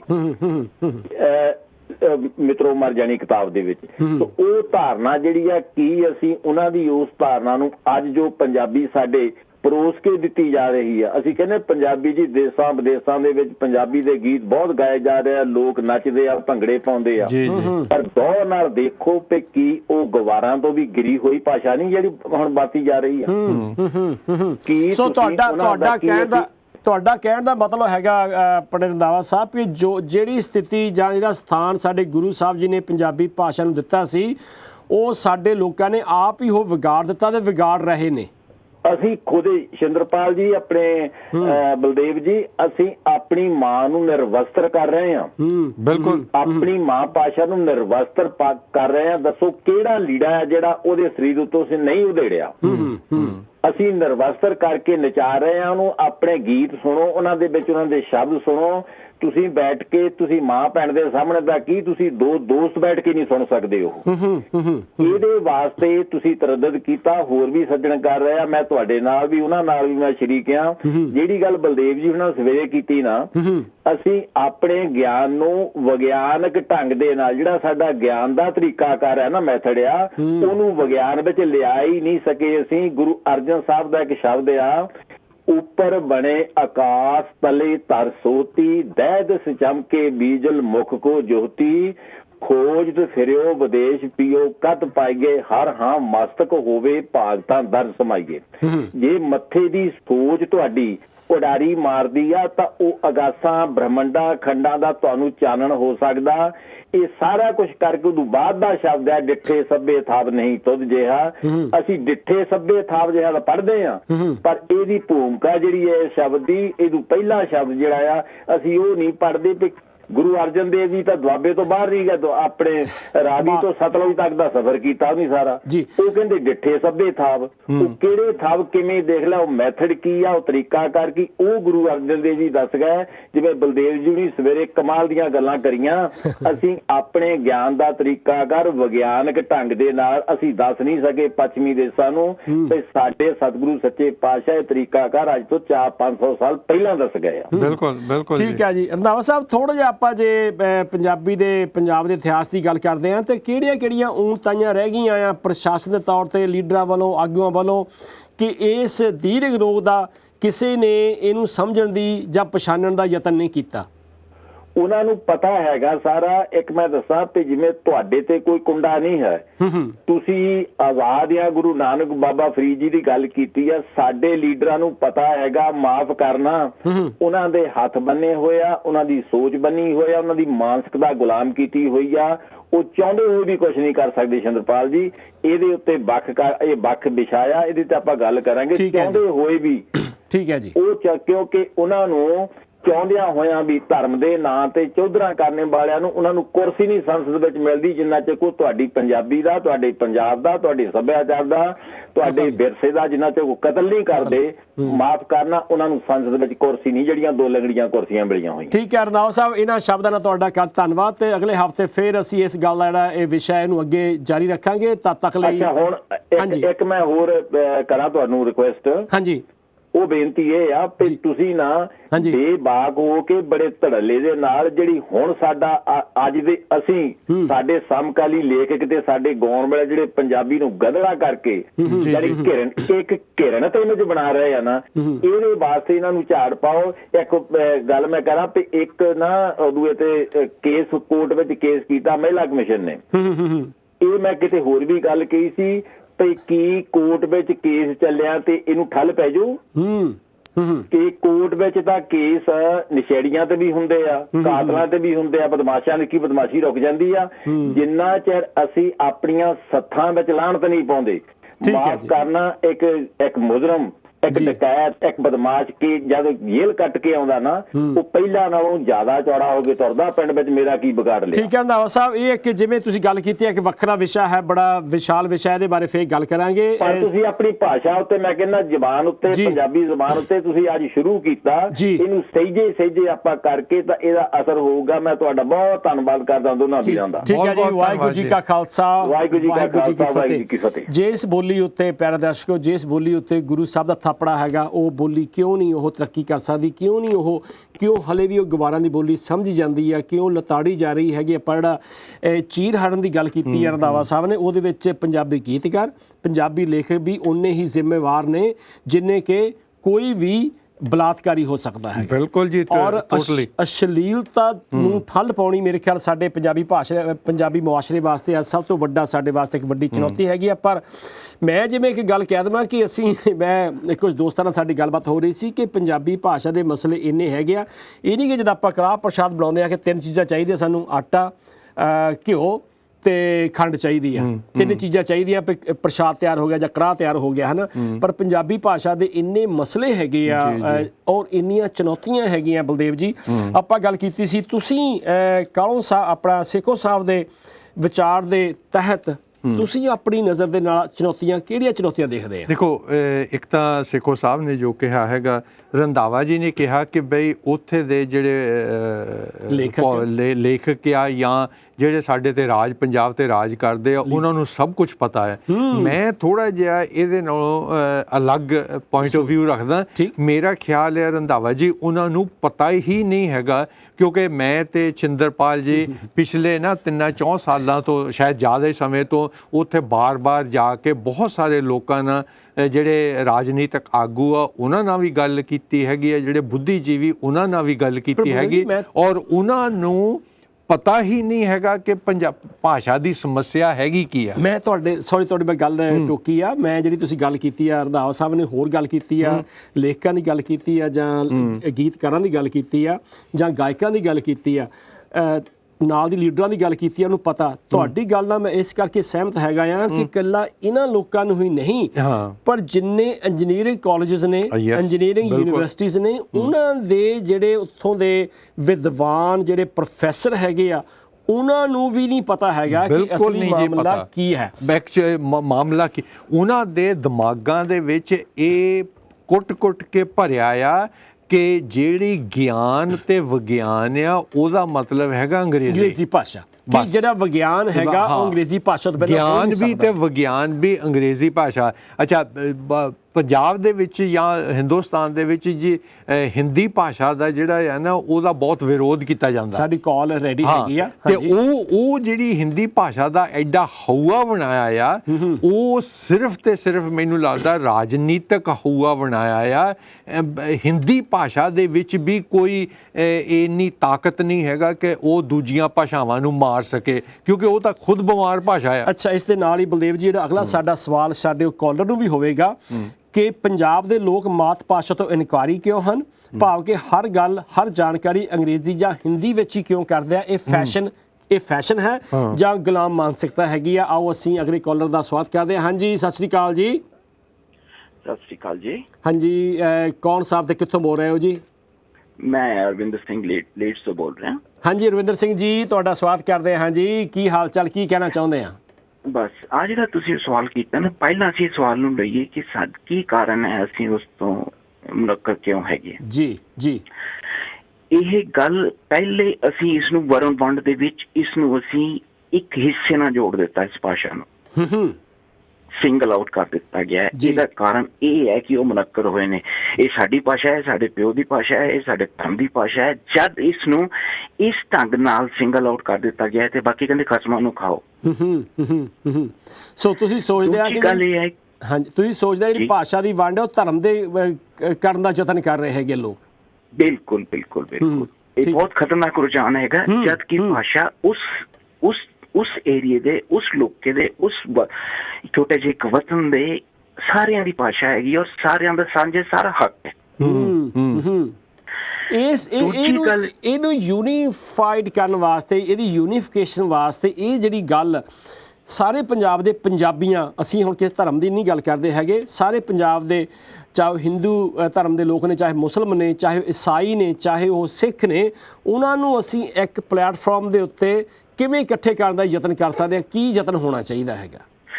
ਇਹ ਸਭ ਤੋਂ ਵੱਡਾ ਮੀਡੀਆ ਹੈਗਾ। ਮੀਡੀਆ ਕੌਣ ਕੰਟਰੋਲ ਕਰ ਰਿਹਾ ਹੈ? ਮੀਡੀਆ ਉਹ ਕੰਟਰੋਲ ਕਰ ਰਹੇ ਨੇ ਜਿਹੜੇ ਪ੍ਰਭੂ ਸੱਤਾ ਦੇ ਵਿੱਚ ਨੇ, ਜਿਹੜੇ ਆਪਣੇ ਆਪ ਨੂੰ ਸੰਪੰਨ ਲੋਕ ਨੇ, ਜਿਹੜੇ ਪੈਸੇ ਵਾਲੇ ਲੋਕ ਨੇ। ਉਹ ਪੈਸੇ ਵਾਲੇ ਲੋਕ ਉਹ ਨੇ ਜਿਹੜੇ ਆਪਣੇ ਆਪ ਨੂੰ ਉੱਚੀਆਂ ਜਾਤਾਂ ਨੂੰ ਜੋੜਦੇ ਨੇ ਔਰ ਉਹਨਾਂ ਨੇ ਉਹ ਘੇਰ ਕੇ ਆਪਣੇ ਵੱਲ ਨੂੰ ਲੈ ਆਂਦੀ ਭਾਸ਼ਾ। ਜਿਹੜੇ ਕਾਮਨ ਆਦਮੀ, ਕਾਮਨ ਗਰਾਊਂਡ ਦੇ ਵਿੱਚ ਤੁਸੀਂ ਇੱਕ ਦੇਖੋ ਕਿ ਅਸੀਂ ਜਿਨ੍ਹਾਂ ਨੂੰ ਅਸੀਂ ਪਿਛੜੀ ਜਾਤਾਂ, ਜਿਨ੍ਹਾਂ ਨੂੰ ਅਸੀਂ ਨੀਚ ਜਾਤਾਂ, ਜਿਨ੍ਹਾਂ ਨੂੰ ਉਹਨਾਂ ਦੀ ਭਾਸ਼ਾ, ਉਹਨਾਂ ਨੇ ਆਪਣੇ ਚੈਨਲ ਪੰਜਾਬੀ ਧਰਮ ਛੱਡ ਕੇ ਦੂਜੇ ਪਾਸੇ ਵੀ ਚੱਲ ਗਏ, ਉਹਨਾਂ ਦੀ ਭਾਸ਼ਾ ਦੇਖੋ ਕਿਤੇ ਕਿੰਨੀ ਸੋਹਣੀ ਹੈ ਜੀ। ਤੁਸੀਂ ਪਿੰਡਾਂ ਦੇ ਵਿੱਚ ਉਹ ਇਲਾਕਿਆਂ 'ਚ ਜਿੱਥੇ ਜਿਹਨੂੰ ਅਸੀਂ ਛੋਟੇ ਇਲਾਕੇ ਕਹਿੰਦੇ ਆ, ਉਹਨਾਂ ਦੀ ਪੰਜਾਬੀ ਦੇਖੋ। ਸਰਕਾਰੀ ਸਕੂਲਾਂ ਦੇ ਵਿੱਚ ਬੱਚਿਆਂ ਦੀ ਪੰਜਾਬੀ ਦੇਖੋ, ਭਈਆਂ ਦੀ ਪੰਜਾਬੀ ਦੇਖੋ ਜੀ। ਔਰ ਉਹ ਪੰਜਾਬੀ ਦੇ ਤੁਹਾਡਾ ਅਸ਼ਿਸ਼ਕਾਰ ਉੱਠਦਾ ਕਿ ਭਈਏ ਜਿਹੜੇ ਬੱਚੇ ਨੇ ਉਹ ਇੰਨੀ ਸੋਹਣੀ ਪੰਜਾਬੀ ਬੋਲਦੇ ਨੇ। YouTube ਤੇ ਲੋਕਾਂ ਨੇ, ਬੱਚਿਆਂ ਨੇ ਆਪਣੀਆਂ ਪਾਈਆਂ ਨੇ। ਔਰ ਜਿਹੜੇ ਸਾਡੇ ਸੰਪੰਨ ਪਰਿਵਾਰ ਨੇ, ਜਿਹੜੇ ਅੱਛੇ ਪਰਿਵਾਰ ਨੇ, ਜਿਹੜੇ ਉੱਚੀਆਂ ਜਾਤਾਂ ਵਾਲੇ, ਇੱਕ ਕਲੰਕਿਤ ਅਸੀਂ ਆਪਣੇ ਆਪ ਨੂੰ ਕਹਿ ਲਈਏ ਕਿ ਉਹ ਲੋਕਾਂ ਨੇ, ਉਹਨਾਂ ਦੀ ਭਾਸ਼ਾ ਤੁਸੀਂ ਦੇਖ ਲਓ, ਅਸੀਂ ਰੋਲ ਕੇ ਉਹਨਾਂ ਨੇ ਰੱਖਿਆ ਹੈਗਾ। ਅਰਵਿੰਦਰ ਜੀ, ਤੁਸੀਂ ਨਾ ਕਿਹਾ ਕਿ ਬਈ ਭਾਸ਼ਾ ਨੂੰ ਮਜ਼ਹਬ ਦੇ ਨਾਲ ਜਾਂ ਧਰਮ ਦੇ ਨਾਲ ਜੋੜਿਆ ਜਾ ਰਿਹਾ ਹੈਗਾ। ਕਿਸੇ ਹੱਦ ਤੱਕ ਇਹ ਪੰਜਾਬ ਦੇ ਵਿੱਚ ਹੋ ਰਿਹਾ, ਪਰ ਦੂਸਰੇ ਸੂਬਿਆਂ 'ਚ ਨਹੀਂ ਹੋ ਰਿਹਾ, ਦੂਸਰੇ ਪ੍ਰਾਂਤਾਂ ਦੇ ਵਿੱਚ ਨਹੀਂ ਹੋ ਰਿਹਾ। ਤੁਸੀਂ ਦੇਖੋ ਜਿਹੜੇ ਹੈਗੇ ਆ ਤਾਮਿਲ ਹਿੰਦੂ ਆ, ਦੇਖੋ ਜਿਹੜੇ ਨਾਰਥ ਦੇ ਬੰਦੇ ਹੈਗੇ ਉਹ ਕਹਿੰਦੇ ਜੀ ਹਿੰਦੁਸਤਾਨ ਹਿੰਦੀ ਤੇ ਹਿੰਦੂ, ਲੇਕਿਨ ਉਹ ਕਾਮਯਾਬ ਨਹੀਂ ਹੋਏ ਹੈਗੇ ਕਿਉਂਕਿ ਸਭ ਤੋਂ ਜ਼ਿਆਦਾ ਵਿਰੋਧ ਹਿੰਦੀ ਦਾ ਬੰਗਾਲ ਦੇ ਵਿੱਚ ਤੇ ਤਾਮਿਲਨਾਡੂ ਦੇ ਵਿੱਚ ਹੋਇਆ, ਜੋ ਕਿ ਹਿੰਦੂ ਲੋਕ ਹੈਗੇ ਆ।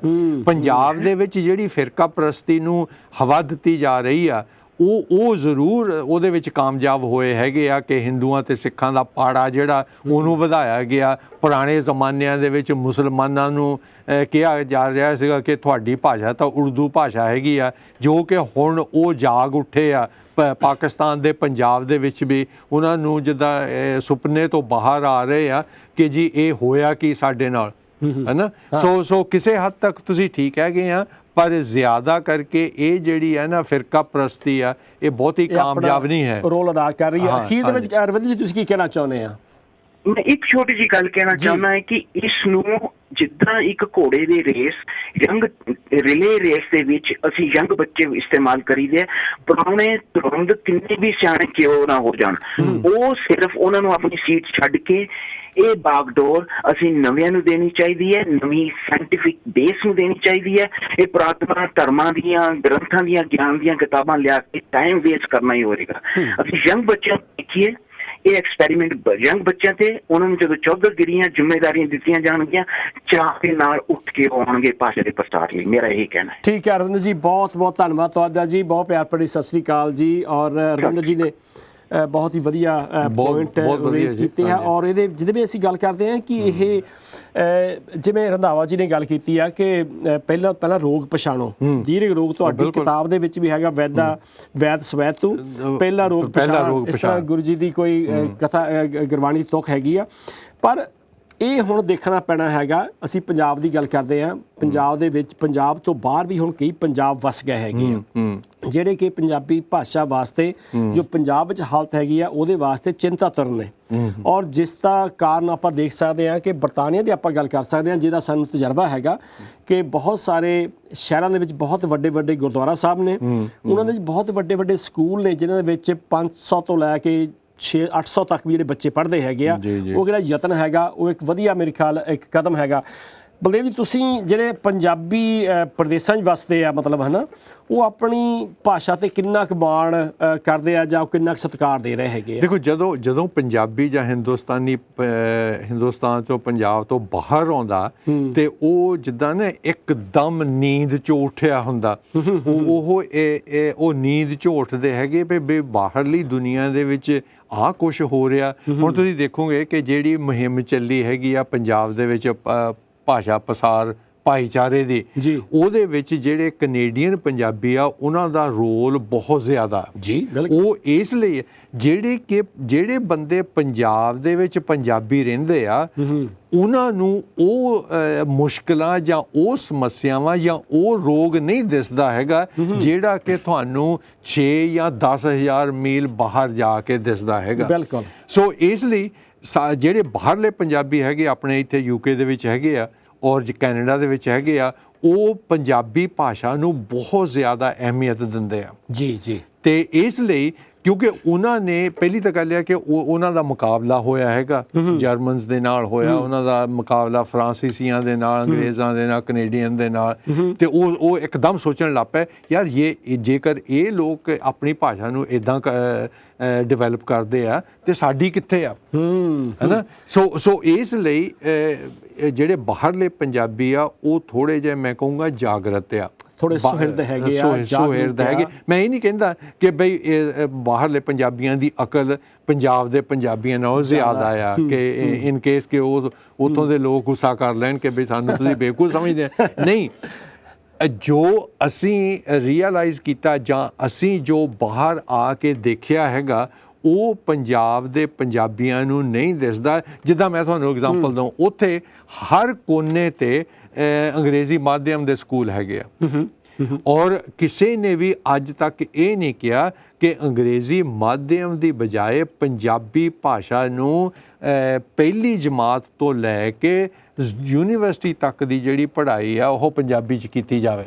ਉਹ ਕਹਿੰਦੇ ਜੀ ਨਹੀਂ, ਕਿ ਸਾਡਾ ਬੱਚਾ ਤਰੱਕੀ ਤਾਂ ਹੀ ਕਰ ਸਕਦਾ ਹੈ ਜੇਕਰ ਅਸੀਂ ਇਹਨੂੰ ਅੰਗਰੇਜ਼ੀ ਮਾਧਿਅਮ ਦੇ ਸਕੂਲੇ ਪਾਵਾਂਗੇ। ਤੁਹਾਨੂੰ ਮੈਂ ਦੱਸਿਆ ਸੀ ਕਿ ਮੇਰੇ ਪਿੰਡ ਦੇ ਵਿੱਚ ਜਿਹੜੇ ਈਸਾਈ ਮਤ ਆ, ਉਹ ਕਿਉਂਕਿ ਉਹ ਪ੍ਰਚਾਰ ਬਹੁਤ ਕਰਦੇ ਹੈਗੇ ਆ, ਉਹ ਪੈਸਾ ਵੀ ਲਾਉਂਦੇ ਆ, ਉਹਨਾਂ ਨੇ ਇੱਕ ਚਰਚ ਵੀ ਬਣਾਇਆ ਮੇਰੇ ਪਿੰਡ ਦੇ ਵਿੱਚ, ਇੱਕ ਸਕੂਲ ਵੀ ਖੋਲ੍ਹਿਆ ਔਰ ਉਸ ਸਕੂਲ ਦਾ ਜਿਹੜਾ ਬੰਦੋਬਸਤ ਕਰਨ ਵਾਲਾ ਉਹ ਇੱਕ ਅੰਗਰੇਜ਼ ਸੀ ਔਰ ਉਹਨੂੰ ਮੈਂ ਗਿਆ ਪਿੰਡ, ਮੈਂ ਉਹਨੂੰ ਸਤਿ ਸ੍ਰੀ ਅਕਾਲ ਬੁਲਾਈ ਤੇ ਉਹ ਪੰਜਾਬੀ ਭਾਸ਼ਾ ਦਾ ਬਹੁਤ ਵਧੀਆ ਮਾਹਰ ਆ। ਕੋਈ ਵੀ ਸਾਡੇ ਪਿੰਡ 'ਚ ਓਨੀ ਵਧੀਆ ਪੰਜਾਬੀ ਨਹੀਂ ਬੋਲਦਾ ਜਿੰਨਾ ਉਹ ਬੋਲਦਾ। ਔਰ ਇਹ ਅੱਛਾ, ਤੁਹਾਡੀ ਗੱਲ ਸੌਰੀ ਮੈਂ ਰੋਕਦਾ, ਉਹਦੇ ਉਸ ਬੰਦੇ ਵਿੱਚ ਕਿੰਨੀ ਡੈਡੀਕੇਸ਼ਨ ਹੋਊਗੀ ਆਪਣੀ ਭਾਸ਼ਾ ਬਾਰੇ ਜਾਂ ਆਪਣੇ ਧਰਮ ਬਾਰੇ? ਅੱਛਾ, ਮੈਂ ਉਹਨੂੰ ਪੁੱਛਿਆ, ਮੈਂ ਕਿਹਾ ਸਾਹਿਬ ਤੁਸੀਂ, ਕਿਉਂਕਿ ਮੈਨੂੰ ਸੀਗਾ ਕਿ ਬਈ ਇਹ ਕੁਝ ਕੰਮ ਠੀਕ ਨਹੀਂ ਹੋ ਰਿਹਾ। ਮੈਂ ਕਿਹਾ ਸਾਹਿਬ ਤੁਸੀਂ ਜਿਹੜਾ ਆਹ ਸਕੂਲ ਲਾਉਂਦੇ ਹੈਗੇ ਬੱਚਿਆਂ ਦਾ, ਕਿ ਚਰਚ ਦੇ ਵਿੱਚ ਤੁਸੀਂ ਸਕੂਲ ਲਾਉਂਦੇ ਹੈਗੇ ਆ, ਕੀ ਪੜ੍ਹਾਉਂਦੇ ਆ, ਕਿ ਤੁਸੀਂ ਪੰਜਾਬੀ 'ਚ ਸਭ ਕੁਝ ਕਰਦੇ ਆ? ਹਾਂਜੀ ਕਹਿੰਦਾ ਅਸੀਂ ਪੰਜਾਬੀ 'ਚ ਸਭ ਕੁਝ ਕਰਦੇ ਆ। ਕਹਿੰਦਾ ਇਹਦੇ ਬਾਵਜੂਦ ਵੀ ਲੋਕ ਸਾਨੂੰ ਬਾਰ-ਬਾਰ ਆ ਕੇ ਇਹ ਕਹਿੰਦੇ ਆ ਕਿ ਜੀ ਸਾਡੇ ਬੱਚੇ ਨੂੰ ਪੰਜਾਬੀ ਦੀ ਲੋੜ ਨਹੀਂ ਹੈਗੀ, ਅੰਗਰੇਜ਼ੀ ਪੜ੍ਹਾਓ। ਤੁਸੀਂ ਬਹੁਤ ਇੱਕ ਹੋਰ ਦੁੱਖ ਦੀ ਰਾਗ ਹੋ ਗਈ ਮੇਰੇ ਖਿਆਲ। ਬਹੁਤ ਸਾਰੇ ਜਿਹੜੇ ਫੋੜੇ ਹੈਗੇ ਆ ਉਹ ਹੋਏ ਆ, ਉਹਨਾਂ ਨੂੰ ਛਿੱਲਣ ਦੀ, ਉਹਨਾਂ ਨੂੰ ਤਰਾਸ਼ਣ ਦੀ ਲੋੜ ਹੈਗੀ ਆ। ਤੁਸੀਂ ਪਹਿਲਾਂ ਗੱਲ ਕੀਤੀ ਹੈ ਕਿ ਪੰਜਾਬੀ ਭਾਸ਼ਾ ਪ੍ਰਸਾਰ ਗਰੁੱਪ ਹੈਗਾ ਜਿਹੜਾ ਹੈ ਨਾ ਪੰਜਾਬ ਦੇ ਵਿੱਚ, ਕੈਨੇਡਾ ਦੇ ਪੰਜਾਬੀ ਦਾ ਬੜਾ ਵੱਡਾ ਯੋਗਦਾਨ ਹੈਗਾ। ਅਸੀਂ ਉਹਨਾਂ ਦੇ ਵਿਚਾਰ ਸੁਣਦੇ ਰਹਿੰਦੇ ਹਾਂ। ਮੇਰੇ ਖਿਆਲ ਜਿਹੜਾ ਆਹ ਸਾਡਾ ਪ੍ਰੋਗਰਾਮ ਹੈਗਾ ਇਹ ਵੀ ਇੱਕ ਵੱਡੇ ਇਕੱਠ ਦਾ ਹੀ ਅਸੀਂ ਹਿੱਸਾ ਇਹਨੂੰ ਸਮਝਦੇ ਹਾਂ ਕਿ ਰਲ ਕੇ ਅਸੀਂ ਪੰਜਾਬੀ ਆਪਣੀ ਭਾਸ਼ਾ ਬਾਰੇ ਕੋਈ ਯਤਨ ਕਰ ਸਕੀਏ। ਔਰ ਇਸ ਤੋਂ ਪਹਿਲਾਂ ਮੈਂ ਆਪਣੇ ਤੁਹਾਡੇ ਨਾਲ ਵੀ ਸ਼ੇਅਰ ਕਰਦਾ, ਆਪਣੇ ਦਰਸ਼ਕਾਂ ਨੂੰ ਦੱਸਦਾ ਕਿ ਅਸੀਂ 2 ਸਾਲ ਪਹਿਲਾਂ 3 ਸਾਲ ਪਹਿਲਾਂ ਇੱਕ ਮੁਹਿੰਮ ਚਲਾਈ ਸੀ ਕਿ ਅਗਰ BBC ਦੇ ਉੱਤੇ ਪੰਜਾਬ, ਮਾਫ ਕਰਨਾ, ਹਿੰਦੁਸਤਾਨ ਦੀਆਂ, ਭਾਰਤ ਦੀਆਂ ਸਾਰੀਆਂ ਭਾਸ਼ਾਵਾਂ ਉਹਦੇ ਉੱਤੇ ਹੈਗੀਆਂ, ਤਾਮਿਲਨਾਡੂ ਆ, ਕੰਨੜ ਆ, ਬੰਗਾਲੀ ਆ, ਮਲਿਆਲਮ ਹੈਗੀ ਆ, ਉੱਥੇ ਪੰਜਾਬੀ ਭਾਸ਼ਾ ਕਿਉਂ ਨਹੀਂ ਹੈਗੀ? ਔਰ ਪਿਛਲੇ ਆਪਾਂ 50-60 ਸਾਲ ਤੋਂ ਰਹਿ ਰਹੇ ਆ ਇਹਨਾਂ ਮੁਲਕਾਂ ਦੇ ਵਿੱਚ, ਔਰ ਸਾਡੇ ਦਿਮਾਗ 'ਚ ਕਿਉਂ ਨਹੀਂ ਇਹ ਗੱਲ ਪਹਿਲਾਂ ਆਈ ਕਿ ਸਾਨੂੰ ਆਪਣੀ ਭਾਸ਼ਾ ਵੀ ਕਲੇਮ ਕਰਨੀ ਚਾਹੀਦੀ ਹੈ, ਜਦ ਕਿ BBC ਨੂੰ ਆਪਾਂ ਵੀ ਟੈਕਸ ਪੇ ਕਰਦੇ ਹੈਗੇ ਆ, TV ਲਾਇਸੈਂਸ ਲੈਣੇ ਹੈਗੇ ਆ। ਸੋ ਉਹਦਾ ਵੀ ਤੁਸੀਂ ਉਹਦਾ ਥੋੜ੍ਹਾ ਜਿਹਾ 1 ਮਿੰਟ ਦੇ ਵਿੱਚ ਕੀ ਕਹੋਗੇ ਕਿ ਉਹਦਾ ਕੀ ਪ੍ਰਤੀਕਰਮ ਸੀਗਾ ਲੋਕਾਂ ਦੇ ਵਿੱਚ? ਦੇਖੋ ਉਸ ਜਦੋਂ ਆਪਾਂ ਨਾ ਉਹਨਾਂ ਦੇ ਸਾਈਨ ਕਰਵਾਉਂਦੇ ਫਿਰਦੇ ਸੀਗੇ, ਆਪਾਂ ਗੁਰਦੁਆਰਿਆਂ 'ਚ ਵੀ ਗਏ ਆ, ਜਿਹੜੀ ਲਿਖਾਰੀ ਸਭਾ ਉਹਨਾਂ ਦੇ ਵਿੱਚ ਵੀ ਗਏ ਹੈਗੇ ਆ, ਤੇ ਉਹਨਾਂ ਦਾ ਇਮੀਡੀਏਟਲੀ ਤਾਂ ਉਹਨਾਂ ਦੀ ਆਮ ਲੋਕਾਂ ਦੀ ਸਿੰਪਥੀ ਹੋ ਜਾਂਦੀ ਸੀ।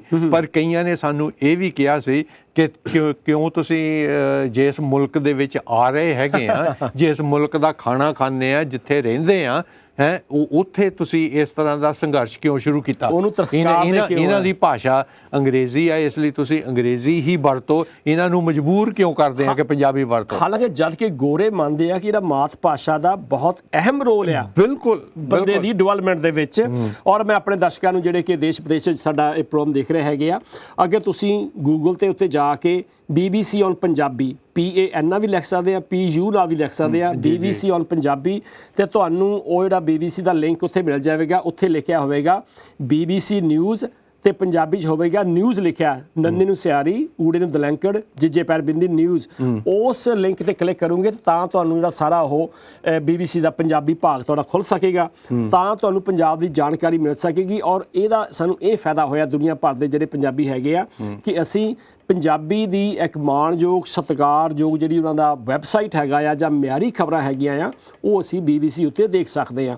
ਸੋ ਬਲਦੇਵ ਜੀ, ਅੱਜ ਦਾ ਸਮਾਂ ਤਾਂ ਮੇਰੇ ਖਿਆਲ ਇੰਨਾ ਕੁ ਰਹਿ ਗਿਆ ਹੈਗਾ, ਪਰ ਥੋੜ੍ਹਾ ਜਿਹਾ ਅਸੀਂ ਆਪਣੇ ਦਰਸ਼ਕਾਂ ਨੂੰ ਦੱਸ ਦਈਏ ਕਿ ਇਸ ਪ੍ਰੋਗਰਾਮ ਦਾ ਕਰਨ ਦਾ ਕੀ ਮਤਲਬ ਹੈਗਾ ਆ।